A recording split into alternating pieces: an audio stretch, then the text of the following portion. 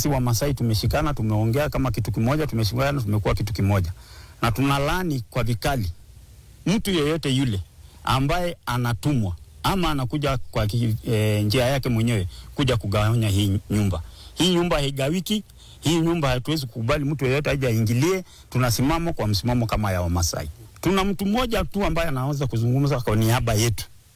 Mmoja peke yake ambaye anaweza kuzungumza na ikisemekana amezungumza, na yeye ni Lengu. Tunaendelea kuzungumza uwiano wetu, undugu wetu na mambo yale yote ambayo yanaendelea katika sehemu zetu, haswa tukilenga kwa umuhimu sana ya hali ya uchumi wetu na masomo. Naunga Rais Ruto kupatana na Raila Amolo Odinga.